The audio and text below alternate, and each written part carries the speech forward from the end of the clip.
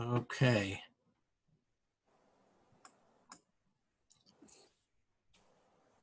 Good. So we're going to start on time today. Thank you all for coming. There's a bunch of other people that registered, and they'll be joining us as they become available. Welcome. So we're going to continue our study of what Rabbi Aryeh Kaplan says about meditation.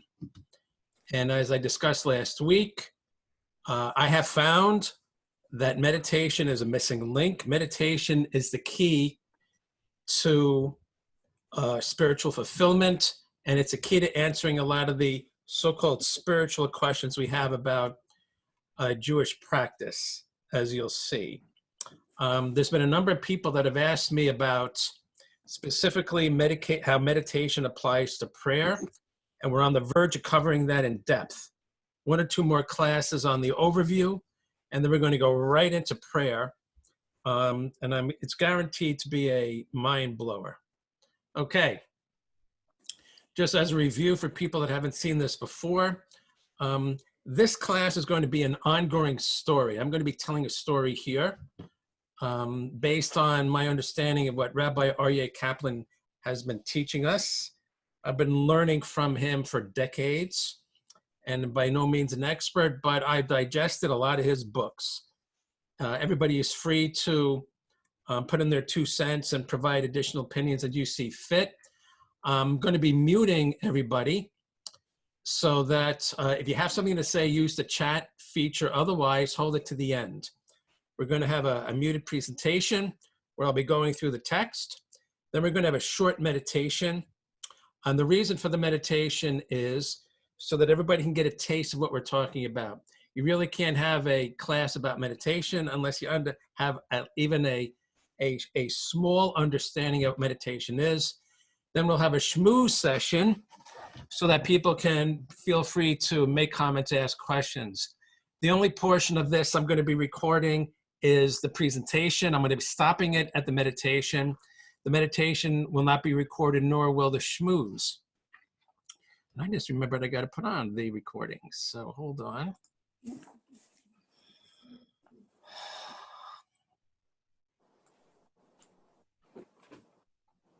Okay.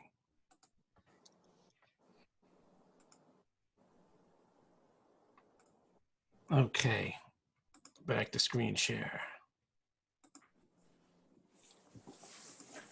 And the recording will be on a public YouTube channel that I have. And I encourage everybody who is concerned about that to not show the video and to save any questions for either chat or for the schmooze part of the class. Okay.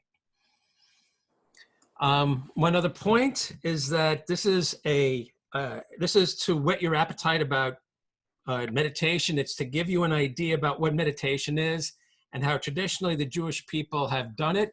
Rabbi Kaplan actually says that at one point he considers us to have been the most advanced meditators in the world. Our meditative techniques were superior to others, which is quite a statement to say. But we've lost it as we're learning. And my goal is to help people understand what we've lost and perhaps to make a commitment to recapturing that. Towards that end, we're not a meditation instruction class, and we're certainly not a Kabbalah or mysticism class. So if you want to advance your studies in those areas, you got to find a qualified teacher. Okay. And finally, we have an additional resource of a Facebook group. Everybody that's come to this class so far, I've invited. I wholeheartedly encourage you to go. It's a private group, and I'm just posting stuff after stuff after stuff, some of it from the class, additional work. You'll be able to register to classes from the Facebook group. You can say something if you want. You don't have to say anything if you don't want, but it's becoming what I consider to be a good resource room with a lot of material. So by all means join. If for some reason you have not been invited, please just send me a message and I'll invite you. Okay. So today we're going to pick up where we left off last week. We were trying to understand why we've had this downhill slide from when meditation was we were at our peak as a spiritual people of meditation. And as Rabbi Kaplan says, he quotes the Gemara and he quotes the Medrash saying that we had an actual number of 1 million people meditating. And we had schools of meditation, and we had teachers of meditation who themselves were prophets under the supervision of the great biblical prophets. That was in our heyday. And then we started to have a decline. He gave an overview of the decline, and we're about to finish up that overview. Okay. Here's where we are here. And the bottom line became that Chazal at the time made an editorial decision. They realized that there were forces that were pulling the Jews away from our tradition, pulling Jews away from the nation. This was occurring both in Haaretz as well as the diaspora that was forming. And the sages had to make a very tough decision. Their decision was basically, do we understand that there's no real teachers for the real thing, that people will not be able to learn meditation as it's intended? So do we put it under wraps? Or do we allow meditation to be taught, understanding that it's tough? It's not an easy path to enlightenment. It's not an easy path to growing as a Jew. And odds are people are going to misunderstand it. People are going to get a taste for the spiritual, but then leave the fold and go to something easier. And that was their primary concern. So they decided to keep it under wraps. They actually made conscious decisions, editorial decisions as to what the Jewish public was going to be taught. And they said, no more. We're not going to be teaching meditation. So anything we see going forward, it was just little bits and pieces of an attempt to recapture meditation that was pretty much sidelined. Okay. The big decision they made with regards to putting meditation under wrap was to squash the teaching of the Hechalot text. Okay. We're going to describe a little bit what that is right now. Okay. As Rabbi Kaplan says,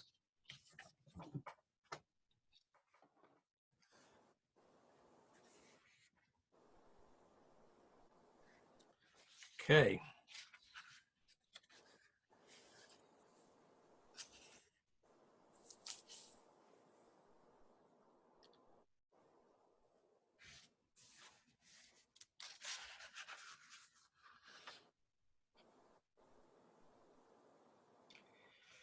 Okay.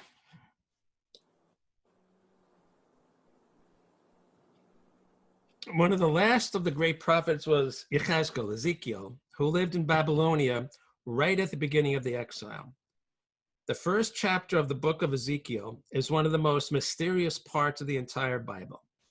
In it, the prophet describes his visions of angels and the divine throne in extraordinary detail. According to one tradition, this vision contained the keys to prophetic meditation and, if understood, could serve as a guide to attaining prophecy. The study of this chapter became known as the discipline of the chariot, Ma'aseh Merkavah. The methodology was there, but without the key, it could not be understood. So, as we'll see, this was the meditation of meditations. And Chazal at the time basically said, this is something that if we teach this without people having the proper training on how to meditate, it's just going to be totally, will drive people crazy. We will turn people off so severely to meditation, or even worse, we will set them on a path where they could injure themselves or become confused. So therefore, this particular teaching cannot be taught. Okay. What is it about that teaching that was so hard? Okay. Let's take a look about that. He has another book, Meditation and Kabbalah. We're going to take a little bit of a look at that. He says as follows. The Greater Hechelot is one of the most ancient of all mystical texts dating back to the 1st century. It is also one of the few ancient tracts that explicitly describe the methods through which one enters the mystical state. The key appears to be a type of mantra meditation where a series of divine names is repeated 112 times. Through the repetition of this formula, one enters the threshold of the mystical chambers, and one must then proceed from one chamber to the next. Okay. You can see how powerful this is. Point number one that he's making is that this type of meditation, this prophecy, this mystical vision was attained through meditation. And Yechezkel and the prophets before him needed to use meditation to achieve this level of consciousness to attain this prophecy. You could also see that they are actually repeating divine names. And if you compare that to how we treat divine names these days, I mean, we don't even throw out, we have to bury papers with Shemot. We stay away from divine names. We give it special treatment. These guys were using, and Yechezkel in particular, were using divine names in meditation to attain a certain level of consciousness. So you can imagine how powerful that was, and you can imagine the comfort level we had at that time with these spiritual words, including God's name, and how that contrasts today, where we don't have that comfort level at all, and in our liturgy we avoid it. So it's an indication of how far down we've come spiritually from those days. Okay. They describe this putting under wraps, this particular meditation at the time of the Second Commonwealth. So we're going to talk a little bit about that, so you have a little bit of historical background. Okay.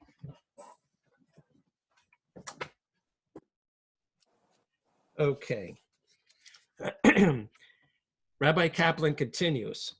By the time of the rebuilding of the Second Temple and the establishment of the Second Commonwealth, the Jewish leadership was clearly aware of the dangers that chariot meditation posed if it were made available to the masses. First, without adequate teachers and masters, Jews living in the diaspora would pervert the methods or use them for the wrong ends. This in turn could lead to the splintering of Judaism into rival sects or to the establishment of religions alien to Judaism. The net result would be the disunification of the Jewish people. That was Chazal's primary concern. Okay.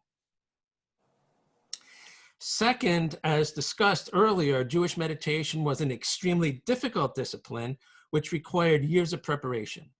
If it were an accepted part of Judaism, it was feared that Jews would become frustrated by the difficulties of practicing it and be tempted to try non-Jewish forms of meditation. It's the only human. If you're given something that's very tough, most people would say, all right, let me try the same thing, only an easier way. This in turn could lead them to idolatry and assimilation. Idolatry had been enough of a problem during the First Commonwealth. When all the Israelites were in their homeland, now in the diaspora, there was a distinct danger that it would lead to the destruction of the entire nation. Therefore, the Jewish leadership made a very difficult decision. The benefits of having the masses involved in the highest types of meditation were weighed against the dangers. Although the nation might lose a degree of spirituality as a result of the decision, it would at least survive. Henceforth, the discipline of the chariot had to be made into a secret doctrine, taught only to the most select individuals. The Great Assembly, which represented the first Jewish leadership in the Second Commonwealth, thus decreed the discipline of the chariot may be taught only to individual students, one at a time, and they must be wise, understanding with their own knowledge. So basically, Chazal at the time basically made a conscious decision to not teach those methods that make us spiritual, understanding that we would become less spiritual because of the dangers at the time. I think that's a mind blower. Okay. So the time span we're in here is as follows. The Second Temple located between 500 BC, 500 in the before Common Era to 70 Common Era. That's when the Second Temple existed, and there was a number of factors taking place. We have, and you could see the splintering that they were concerned about. Should meditation, a cheapened form of meditation, be taught? It happened anyway. The Pharisees, Sadducees, Essenes, Zealots, the Christians evolved anyway. So it seems to me that their decision, that they were thinking that if we give the Jewish nation a watered down version of spirituality, they're going to get a taste of it and go to something easier. So let's not get them any spirituality at all. But what happened is people went and formed their own spirituality with all these different sects anyway. People needed it. People weren't going to make do without it. And here you have the proof. All these different sects trying to form a spiritual lifestyle from scratch. Okay. Okay. And as we see from history here, there are different forces at play here, banging on the Jewish nation and forcing us eventually into exile. And here in Wikipedia, the note is made as follows. The absence of recognized prophets later in the period left them without their version of divine guidance at a time when they felt most in need of support and direction. So what that's saying is that we were undergoing a spiritual crisis. We needed to have the strength to deal with the disunification of the nation and the oppression of invading nations. And we didn't have our chief meditators. We didn't have the prophets to guide us. We didn't have the people who attained prophecy through meditation, who became closer to God and got prophecy from God. And therefore we were kind of rudderless to deal with what on the surface was a political crisis, but what really under the surface was a spiritual crisis. We didn't know where was God at the time.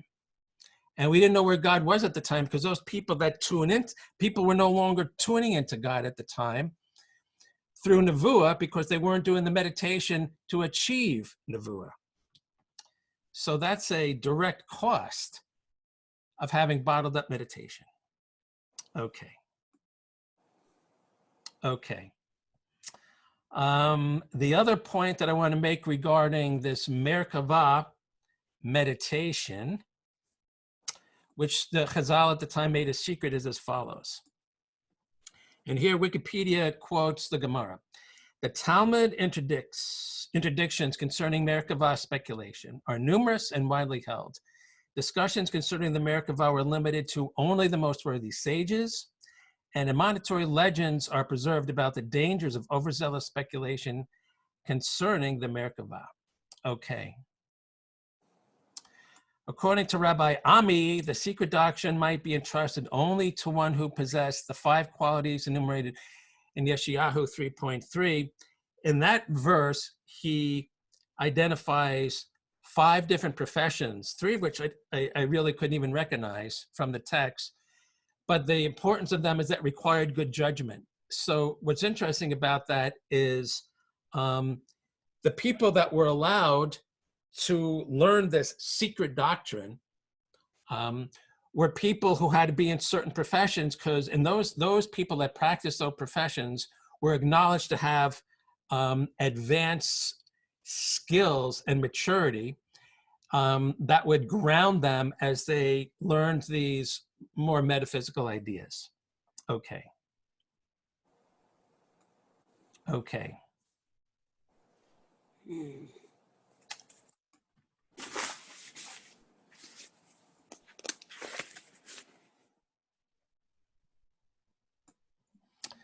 Rabbi Kaplan continues.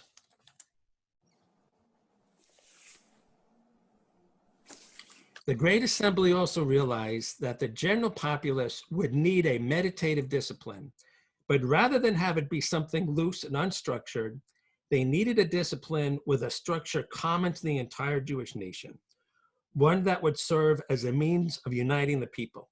It would have to contain the hopes and aspirations of the nation as a whole to reinforce the unity of the Jewish people.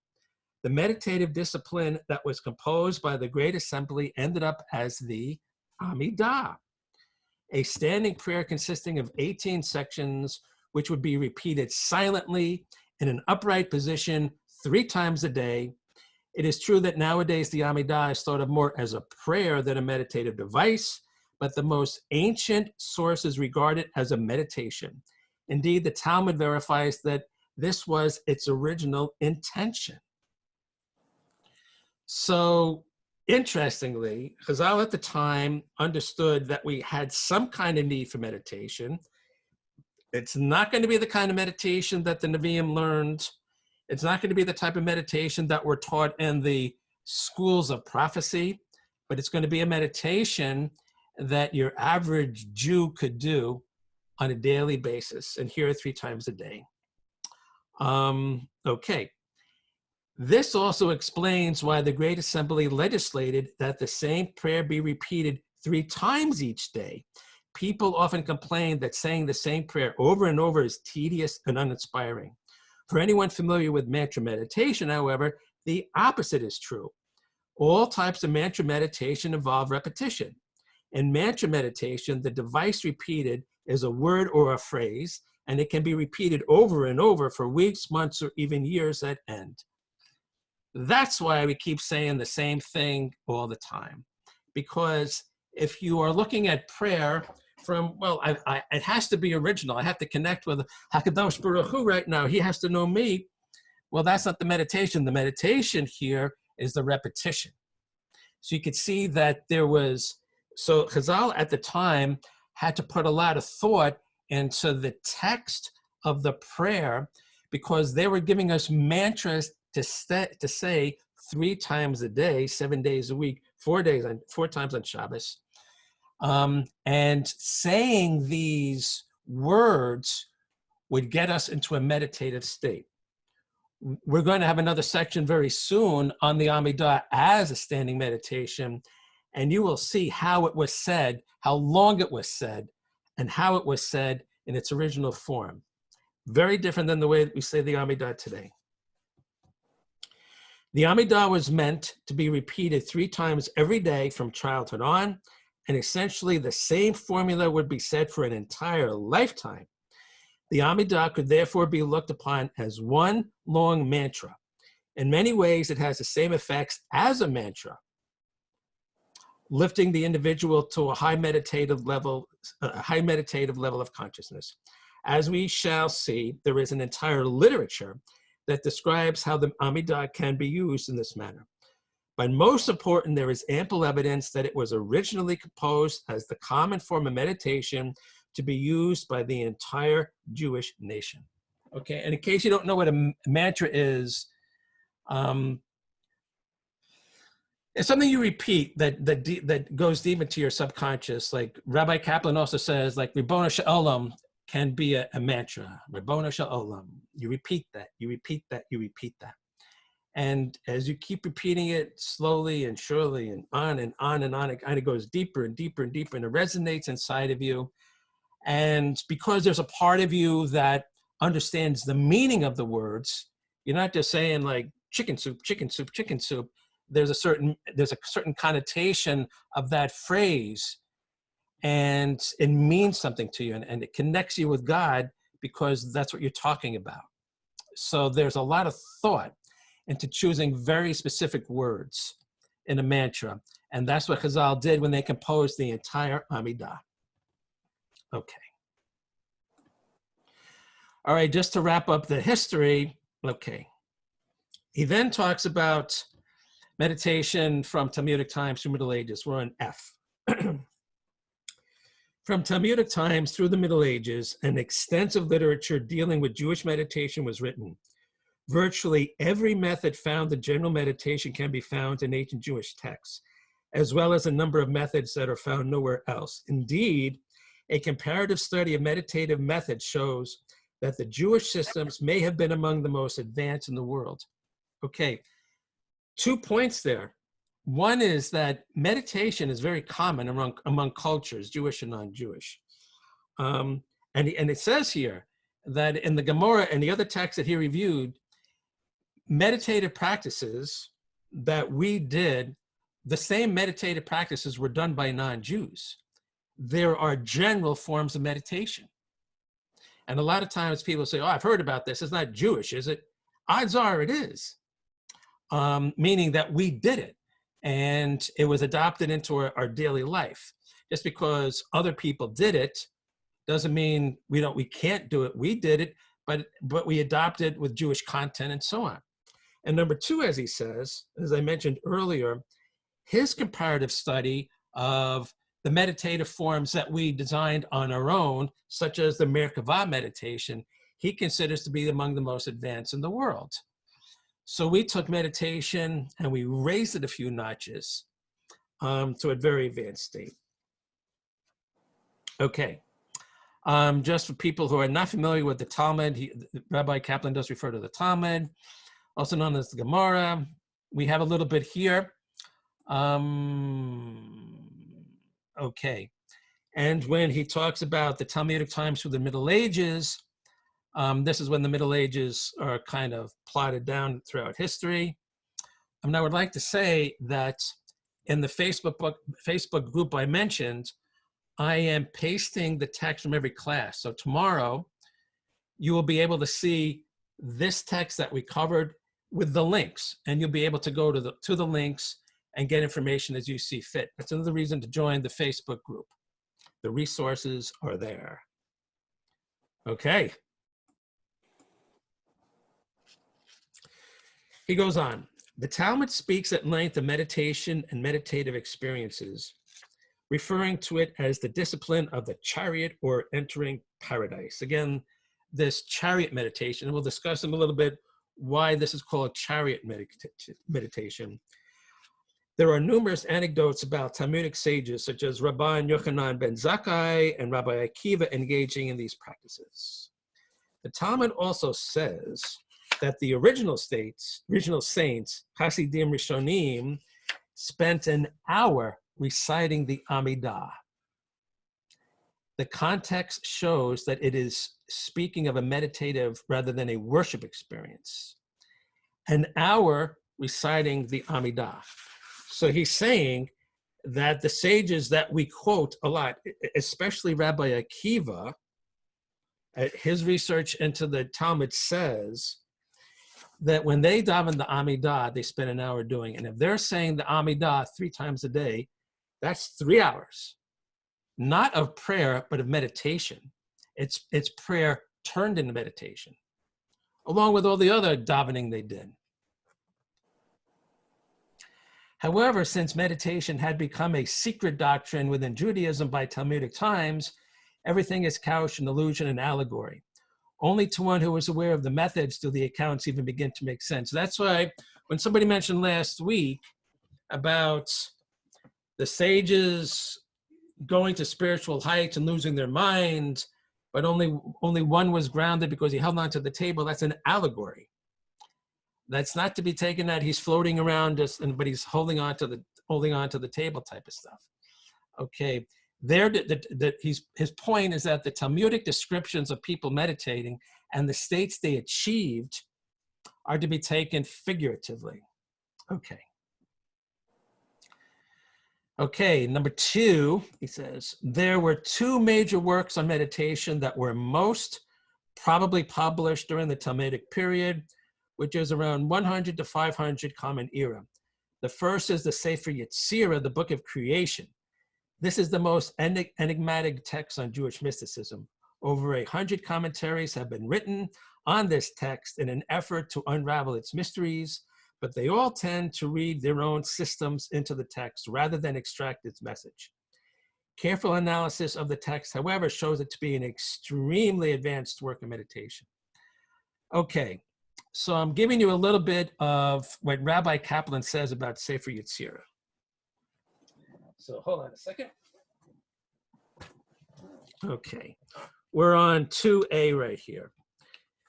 This I find interesting because it refers to the Avot. So stay tuned for this. This is what he says. Sefer Yetzirah. The earliest source to which Sefer Yetzirah is attributed is the patriarch Abraham. As early as the 10th century, Saadia Gaon writes that the ancients say that Abraham wrote it. And we'll get into Saadia Gaon in a second. This opinion is supported by almost all of the early commentators. Such ancient Kabbalistic texts as the Zohar and Raziel also attribute Sefer Yetzirah to Abraham. A number of very old manuscripts of Sefer Yetzirah likewise begin with a colophon calling it the letters of Abraham our father, which is called Sefer Yetzirah. You don't find this in Chumash, but this is what he found. This does not mean, however, that the entire book, as we have it now, was written by Abraham. As Saadia Gaon explains, the principles expounded in Sefer Yetzirah were first taught by Abraham, but they were not actually assembled in book form until much later. Another authority notes that it could not have been actually written by Abraham, since if it had, it should have been incorporated into the Bible or at least mentioned in Scripture. I'm not sure. You'd think, but I'm not sure that that's exactly a proof that he didn't write it. Okay. Similarly, when the Zohar speaks of books and antedating the Torah, it does not include the Sefer Yetzirah among them. Okay. The attribution of Abraham is supported by the final stanza of Sefer Yetzirah, which says, when Abraham looked and probed, he was successful in creation. Close quote. This passage clearly suggests that Abraham actually made use of the methods found in the text. Now hold on to your seats for this one. In many editions of Sefer Yetzirah, scriptural evidence is provided by the verse, Abraham went as God had told him, and Abraham took the souls they had made in Haran. That's in Breshit. We're going to see that this coming week. According to some commentaries, this indicates that Abraham actually used the powers of Sefer Yetzirah to create people. This would be the earliest example of the use of Sefer Yetzirah to create a golem. According to this, Abraham would have learned how to use the mysteries of Sefer Yetzirah before God told him to leave Haran. So we're not going to get into what is a golem and all this, but make of it as you will. Other authorities, however, say that making souls refers to converting them to belief in the one true God, and this is also supported by the Zohar. Okay, so we've heard this alternative idea.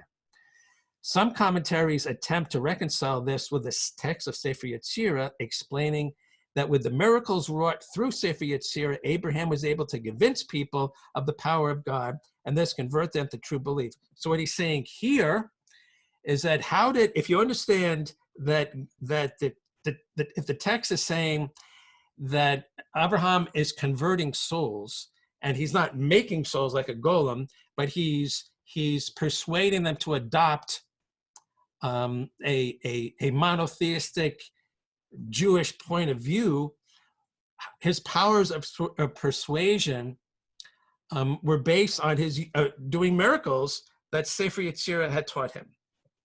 So that's an argument that says his salesmanship was empowered by his understanding and application of these high metaphysical ideas. Now, another idea about the text. The scripture states the souls that they made in the plural. This would indicate that Abraham was not alone in his use of Sefer Yetzirah, but had a companion. And Medrash states that if Abraham would have engaged in the secrets of creation by himself, he would have gone too far in emulating his creator, and he therefore worked together with Shem, son of Noach.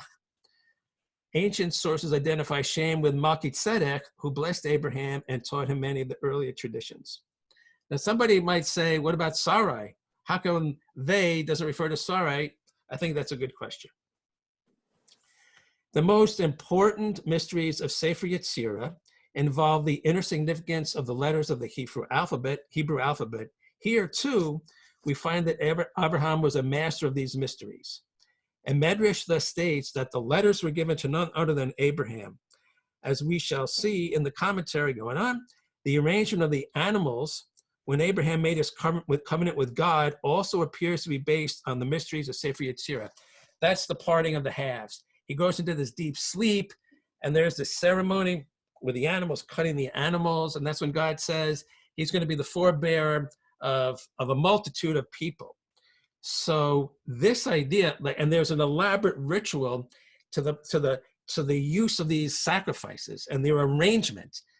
And this idea, he's quoting from the Medrash, says that that's based on Abraham's understanding of Sefer Yetzirah. Okay. And one last point, further support linking Abraham to the Sefer Yetzirah is found in the Talmudic teaching that Abraham had a great astrology in his heart, and all the kings of the east and west arose early at his door. Sefer Yetzirah is one of the primary ancient astrological texts, and it is possible that it incorporates Abraham's astrological teachings. The fact that this astrology was said to be in his heart might also indicate that it involved various meditative techniques, as was indeed the case with ancient astrology, and is also suggested by Sefer Yetzirah. There is evidence that these mysteries were also taught to Abraham by Shem, along with the mystery of the calendar, and on and on. Okay. So Rabbi Kaplan is basically saying, once again, he's finding a missing link here to Jewish mysticism being meditation. And he's saying that there's a strong interpretation that the Talmud, that the Gemara is saying that those people who understood the teachings of Sefer Yetzirah understood them through meditation. Okay. Now we come back down to earth. Okay. He mentioned Saadia Gaon. Okay, one of the last and most famous Gaonim, from 882 to 942. So again, I encourage you to go to the Facebook group tomorrow, and you'll be able to get more information on these. But that at least gives you a date to understand what is the era that these people are making their commentaries. Okay. So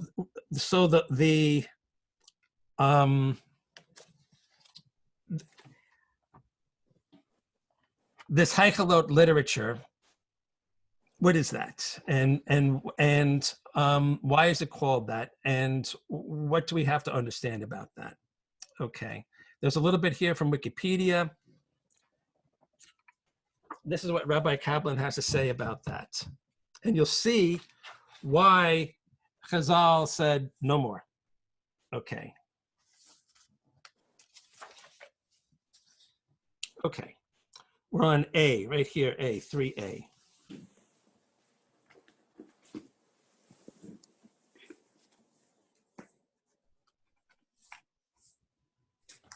And again, it's based on Yechezkel's vision. A close examination of Yechezkel's vision thus shows that a great deal of the structure of the Kabbalistic system is derived from it. This, however, is not the primary source. Much more important is the Talmudic tradition that Yechezkel's vision contains the key to the entire prophetic method. In the language of the Talmud, this is called Ma'aseh Merkavah, or the workings of the chariot.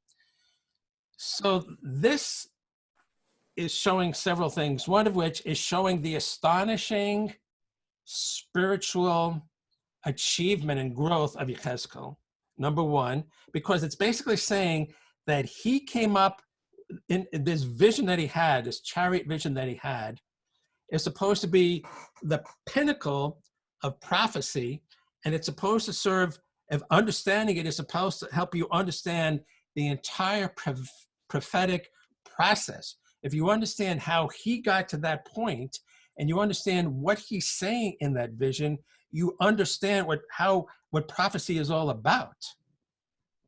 Okay. Now he says, it's interesting that the term Merkavah, or chariot, doesn't appear in the book of Yechezkel. We translate that word as chariot. So where do we get chariot from? Okay.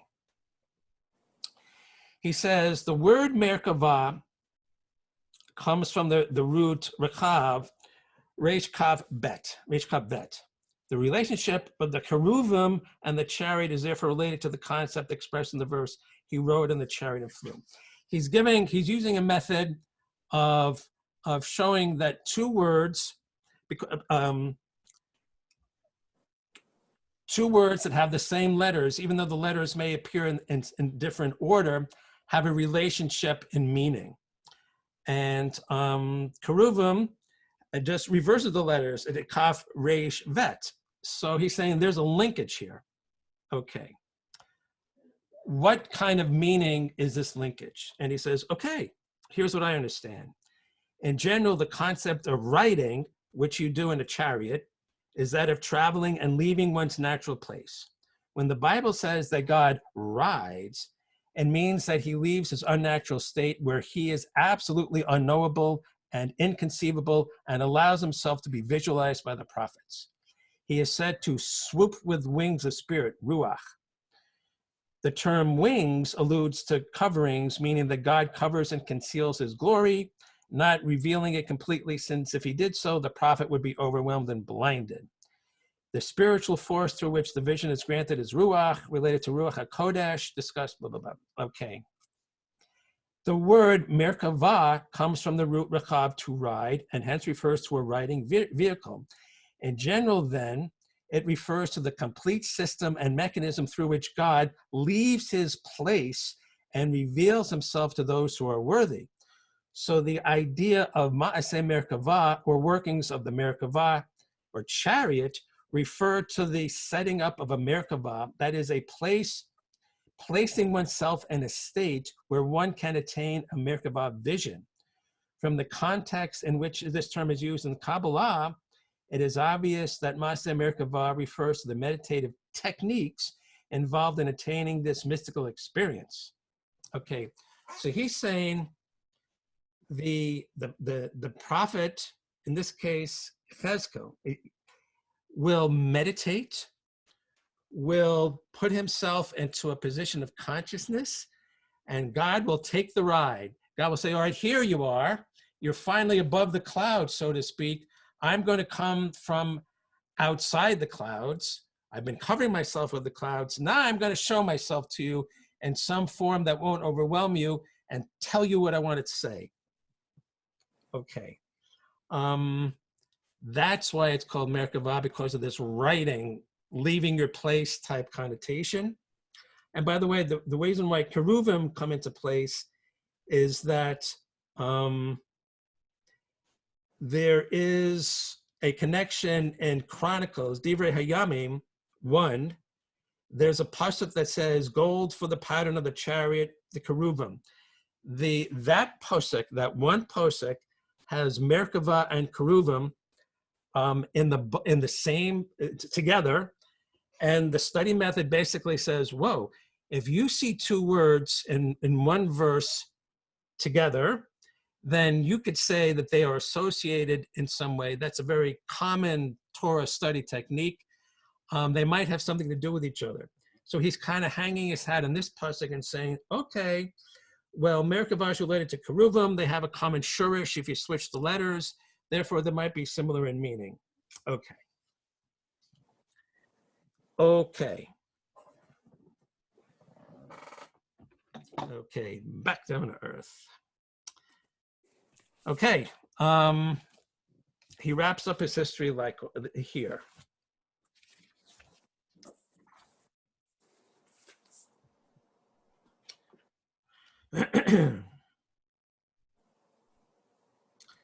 We're at G.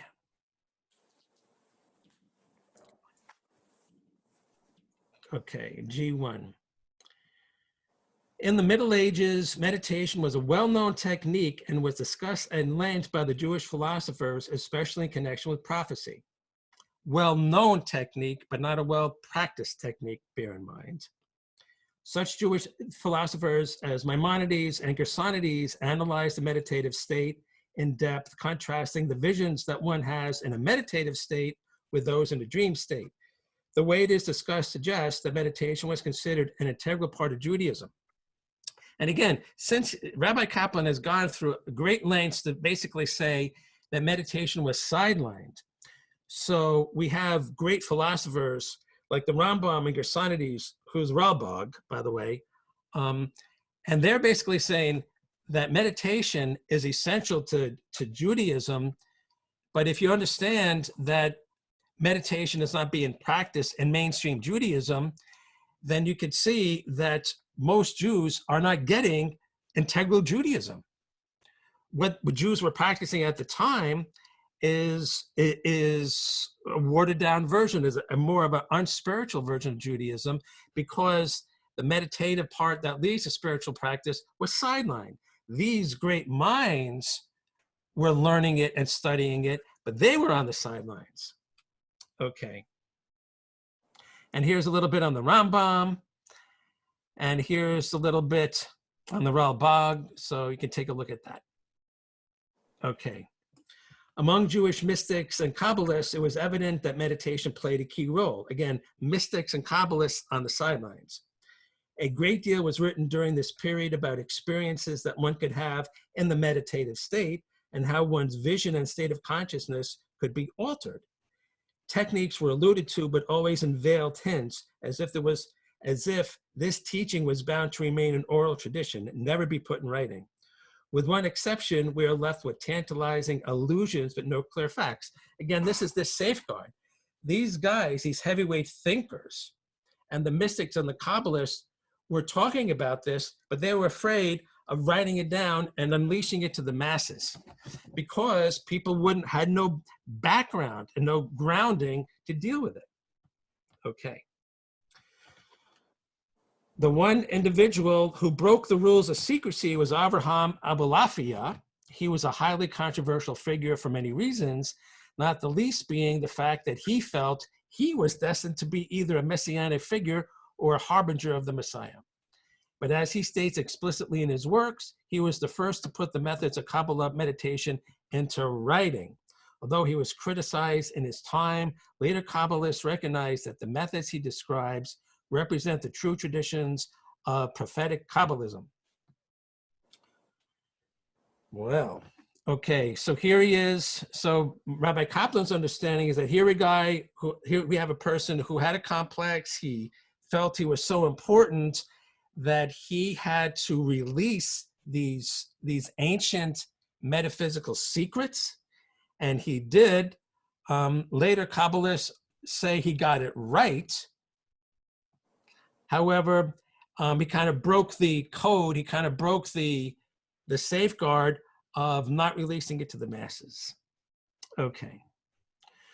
Soon after Abulafia's time, an event was to occur that would eclipse meditation as the focus of Kabbalah. This was the publication of the Zohar in the 1290s. Although this mystical work contains many allusions to meditative methods, it does not speak explicitly about meditation. But the spiritual systems described by the Zohar are so complex that it would take a lifetime to understand them, and that is exactly what happened. Okay, once again, people have heard of the Zohar, and meditation is the basis for those practitioners to attain their understanding that was compiled in the Zohar. Okay, just as meditation was the method through which those people that understood Kabbalah attained those understandings. Okay. And here we have something on the Zohar. We're on number 4 now. With the publication of the Zohar, Kabbalah entered a new era. Besides reaching mystical states and higher states of consciousness, Kabbalists now had a new goal, namely to understand the Zohar. So the Zohar was a current version of Kabbalah. This made Kabbalah into an academic discipline as well as a mystical one. One begins to find more and more books published on Kabbalah that regard it as a philosophy rather than an experience. Indeed, by the 15th century, it was virtually impossible to write a book on Jewish philosophy without referring to Kabbalah. So because the masses had been weaned away from meditative and spiritual practices, this current version of mysticism, which could have been used to bring them up, they weren't prepared for it. So they brought it down and started treating metaphysical concepts as philosophy. Okay. The mystical element, however, was still very important. Kabbalah study reached its zenith in the famed community of Sfat, the city of saints and mystics. Foremost among the Sfat Kabbalists was Rabbi Isaac Luria, usually referred to as the Ari. He was so spiritually sensitive that he became a legend in his own lifetime, but his main accomplishment was the vast body of Kabbalistic literature that he bequeathed to the world. The Ari unraveled the mystery of the Zohar, showing how its system could form the basis of a meditative discipline. Beyond that, he left a system of Kabbalah that is one of the most complex intellectual systems devised by man. Here we have something on the Ari, number 5. So basically, the greatness of the Ari that's being described here is that he understood it both intellectually and mystically. He again brought it into a meditative practice in addition to an intellectual discipline. Such was the greatness of the Ari. Okay. However, it still remained an intellectual discipline, and understand that the Ari was also on the sidelines. Okay. The fact that he left it as an intellectual discipline had the following effect.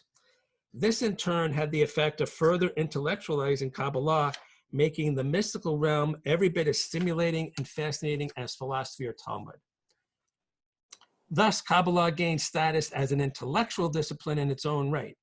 The works of Kabbalists in the 7th, 17th, and 18th centuries took their place as some of the most profound, complex, and challenging Judaic works ever written, but it also had the effect of reducing the importance of meditation even among Jewish mystics.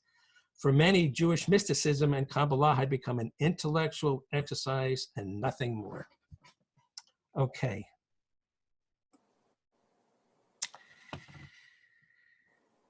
Okay. Okay, I'm going to make an editorial decision here and stop here because there's some really juicy stuff regarding Sabbatai Tzvi and Hasidism, including the Baal Shem Tov, and I don't want to rush through it. Okay, so we're going to finish this historical component up next week, and then we'll get into the Amidah. So let me just stop this and I'll tell you what we're going to do.